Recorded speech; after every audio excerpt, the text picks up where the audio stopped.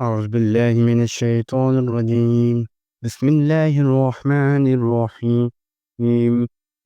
فرمان مصطفیٰ صلی اللہ تعالیٰ علیہ وآلہ وسلم، لمبی زندگی کا راز یہ ایک تسبیح ہے۔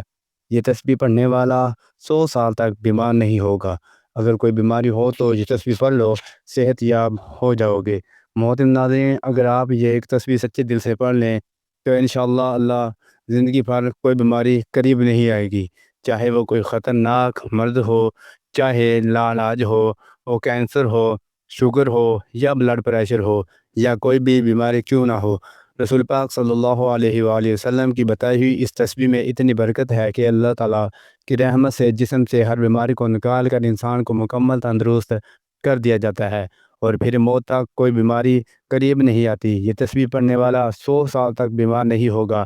اگر کوئی بیمار ہو تو یہ ایک تسبیح پڑھ لو، انشاءاللہ اللہ تعالیٰ کے حکم سے وہ صحت یاب ہو جائے گا۔ محترم ناظرین، کسی بھی نماز کے بعد صرف ایک تسبیح پڑھ لو اور اللہ تعالیٰ کی بارگاہ میں یقین کے ساتھ دعا مانگو، انشاءاللہ اللہ آپ کی زندگی میں کوئی بھی سخت سے سخت بیماری ہو وہ بھی ختم ہو جائے گی۔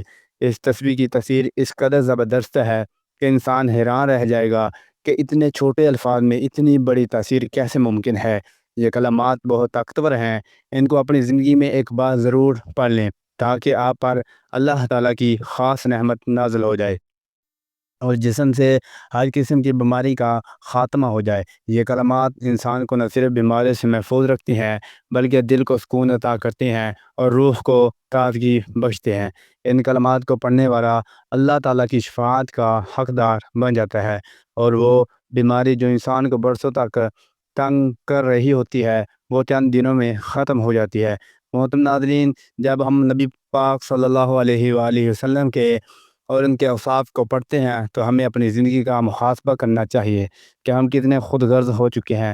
ہم ذرا سی بات پر لرز پڑتے ہیں، ذرا سا مال آنے پر فخر میں آ جاتے ہیں، اور جب نعمتیں کم ہو جائیں تو شکوے شروع کر دیتے ہیں۔ لیکن نبی پاک صلی اللہ علیہ وسلم نے تو ساری زندگی ایک معمول بس بستر پر گزار دی۔ ایک روایت میں ہے کہ حضرت عمر رضی اللہ تعالیٰ عنہ جب نبی پاک صلی اللہ علیہ وآلہ وسلم کے حجر مبارک میں داخل ہوئے تو آپ صلی اللہ علیہ وآلہ وسلم ایک کھجور کی چٹائی پر آرام فرما رہے تھے۔ چٹائی کے نشان جسم مبارک پر نمایاں تھے۔ حضرت عمر کی آنکھیں نم ہو گئی، عرض کیا، یا رسول اللہ صلی اللہ علیہ وآلہ وسلم، کیسر و کسریٰ ریشمی بستروں پر ہیں اور آپ صلی اللہ علیہ وسلم اس چٹائی پر آرام فرما رہے ہیں۔ آپ صلی اللہ علیہ وآلہ وسلم نے فرمایا، عمر، کیا تم نے یہ نہیں چاہتے کہ ان کے لیے دنیا ہو اور ہمارے لیے آخرت؟ یہی وہ سبق ہے جسے ہمیں اپنی زندگی کا حصہ بنانا چاہیے۔ ہم دنیا کے مال پر نہ اترائیں، نہ کسی کو حقیر جانیں، نہ کسی سے بے رخی کریں، بلکہ عاجزی اختیار کریں، شکر کریں، قناعت کریں اور محبت بانٹیں۔ محترم ناظرین، اگر نبی صلی اللہ علیہ وآلہ وسلم بھوکے رہ کر بھی مسکراتے تھے تو ہمیں بھی اپنی چھوٹی چھوٹی محرومیوں کو شکایت نہیں کرنا چاہیے۔ اگر نبی پاک صلی اللہ علیہ وآلہ وسلم نے کبھی کسی سے بدلہ نہیں لیا تو ہمیں بھی معاف کرنا چاہیے۔ اگر نبی صلی اللہ علیہ وسلم نے سب سے زیادہ دوسروں کی فکر کی تو ہمیں بھی دوسرے کے لیے جینا سیکھنا چاہیے۔ یہی سیرت طیبہ ہے، یہی اصل مقام ہے، یہی اصل عشق ہے کہ نبی صلی اللہ علیہ وآلہ وسلم کی زندگی کو پڑھیں، سمجھیں اور اپنا رشتہ اور اپنا ارشاد فرمایا، میرا دنیا سے کیا تعلق، دنیا میری مثال تو اس مسافر جیسی ہے جو تھوڑی دیر کے لیے کسی درخت کے سائے تلے ٹھہرتا ہے، پھر اسے چھوڑ کر اپنا راستہ لے لیتا ہے۔ اگر ہم رسول صلی اللہ علیہ وآلہ وسلم کی حیات طیبہ پر نظر ڈالیں تو معلوم ہوتا ہے کہ آپ کی زندگی ہر پہلو سے سادگی کی تصویر تھی۔ آپ نے نہ صرف اپنی زندگی سادگی سے گزاری بلکہ اپنے صحابہ کی تربیت بھی اسی انداز میں کی کہ دنیا کے بے وقتی کو خوب واضح کیا ہے۔ دیکھتے ہیں اللہ تعالیٰ کے رسول نے صحابہ کرام کی تربیت کیسے فرمائی۔ حضرت جابر رضی اللہ تعالیٰ عنہ فرماتے ہیں کہ حضور نبی اکرم صلی اللہ علیہ وآلہ وسلم مدینے سے آتے ہوئے بازار سے گزرے، آگے ارد گرد بہت سے صحابہ کرام رضی اللہ تعالیٰ عنہ تھے۔ آپ ان کے ہمراہ تشریف لے جا رہے تھے کہ راستے میں ایک بکری کا مرا ہوا بچہ پڑا تھا، اس کے کان چھوٹے تھے۔ آپ نے اس کا کان پکڑ کر فرمایا، ساتھیو، تم میں سے کون ہے جو اسے 1 درہم میں لینے پر راضی ہو جائے۔ تو صحابہ کرام رضی اللہ تعالیٰ نے عرض کیا، یا رسول اللہ صلی اللہ علیہ وسلم، ایک درہم ہم تو بہت بڑی بات ہے، ہم تو ایک پیسے بھی لینے کو تیار نہیں، اور اسے لے کر کریں گے کیا؟ اب طے ہوا کہ اچھا کیا تم اسے مفت لینے کے راضی ہو؟ صحابہ نے عرض کیا، یا رسول اللہ صلی اللہ علیہ وسلم، اگر یہ زندہ ہو تب بھی یہ عیب دار شمار ہوتا، کیونکہ اس کے کان چھوٹے ہیں، اور اب تو یہ مرا ہوا ہے۔ محترم عزیزو، دیکھیے اللہ کے رسول صلی اللہ علیہ وسلم کی بے ثباتی اور کم حیثیت کو کس انداز میں بیان فرما رہے ہیں۔ آپ نے ارشاد فرمایا، اللہ کی قسم، اللہ تعالیٰ کے نزدیک دنیا اس مردار سے بھی کم حیثیت رکھتی ہے۔ پھر ایک اور موقع پر دنیا کی حقیقت ان الفاظ میں بیان فرمائی، اگر دنیا اللہ کے نزدیک مچھر کے پر کے برابر بھی حیثیت رکھتی ہوتی تو وہ کسی کافر کو اس میں پانی کا ایک گھونٹ بھی نہ دیتا۔ محترم ناظرین، اللہ تعالیٰ کی نعمتیں بے شمار اور لاتعداد ہیں، جنہیں کوئی گن نہیں سکتا اور نہ کوئی ان کا احاطہ کر سکتا ہے۔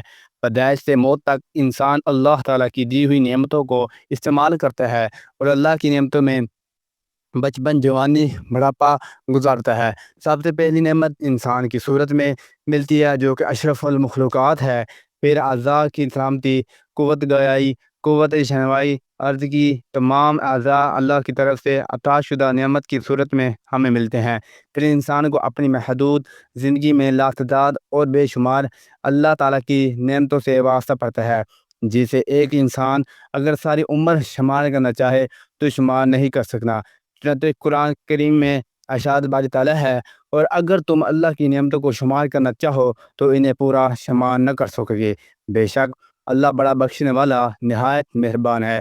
سورۃ النحل میں اللہ تعالیٰ کے انہی عطا کردہ نعمتوں میں سے ایک نعمت صحت کی نعمت ہے، کہ صحت حالت میں انسان تمام دینی اور دنیاوی کام انجام دے سکتا ہے۔ صحت کی نعمت کی وجہ سے سکون کی زندگی گزارتا ہے، اطمینان قلب کے ساتھ رہتا ہے، مگر ہمارے معاشرے میں خاص طور پر صحت کی نعمت کی قدر نہیں کی جاتی۔ مسلمان پر ضروری ہے کہ وہ صحت کی نعمت پر اللہ کا شکر ادا کرے، اور صحت کی حالت میں اعمال صالحہ پورے جذبے کے ساتھ انجام دے، اور ناقدری سے اپنے آپ کو بچائے، جیسا کہ نبی کریم صلی اللہ علیہ وآلہ وسلم کا ارشاد ہے۔ عبداللہ بن عباس کہتے ہیں کہ نبی کریم صلی اللہ علیہ وآلہ وسلم نے ارشاد فرمایا، دو نعمتیں ہیں جن میں اکثر لوگ خسارے اور گھاٹے میں ہیں، صحت اور فراغت۔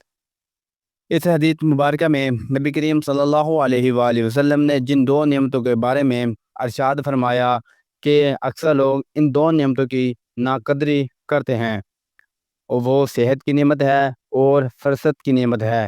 جیسا کہ عام طور پر دیکھا گیا ہے کہ اکثر لوگ فرصت کی وجہ سے فضولیات اور لغویات میں ضائع کر دیتے ہیں، اور فرصت کے اوقات میں اپنے آپ کو ایسے کاموں میں مشغول رکھتے ہیں کہ جن کاموں میں نہ دنیا کا کوئی فائدہ حاصل کر سکتے ہیں اور نہ آخرت کا کوئی فائدہ حاصل کر سکتے ہیں۔ حدیث میں ہے کہ کوئی دن ایسا نہیں کہ جب وہ طلوع ہوتا ہو، مگر یہ ایک وہ پکار کر کہتا ہے کہ اے آدم کے بیٹے، میں ایک نوپید مخلوق ہوں، میں تیرے عمل پر شاہد ہوں، مجھ سے کچھ حاصل کرنا ہو تو کر لے، میں قیامت تک لوٹ کر نہیں آؤں گا۔ دوسری حدیث شریف میں ہے، رسول صلی اللہ علیہ وآلہ وسلم کا ارشاد ہے، آدمی کے اسلام کی خوبی یہ ہے کہ وہ لا یعنی کو چھوڑ دے۔ ترمذی دوسری چیز جس کے بارے میں نبی کریم صلی اللہ علیہ وسلم نے ارشاد فرمایا کہ اس کی اکثر لوگ ناقدری کرتے ہیں، وہ صحت کی نعمت ہے۔ صحت کی ناقدری اور اس طرح ہوتی ہے کہ صحت کے زمانے میں اگر آدمی کوشش کرے تو وہ اللہ تبارک و تعالیٰ کی خوب عبادات کی کر سکتا ہے، ذکر و اذکار کر سکتا ہے، تسبیحات کر سکتا ہے، اور قرآن کریم کی تلاوت کر سکتا ہے، اور اعمال صالحہ میں اور نیک کاموں میں اور عبادات میں خوب مجاہدہ کر سکتا ہے۔ مگر اکثر ایسا ہوتا ہے کہ انسان صحت کی حالت میں نیک اعمال کو فراموش کر دیتا ہے، اور لاپرواہی کے ساتھ صحت کی نعمت کی ناقدری کر دیتا ہے۔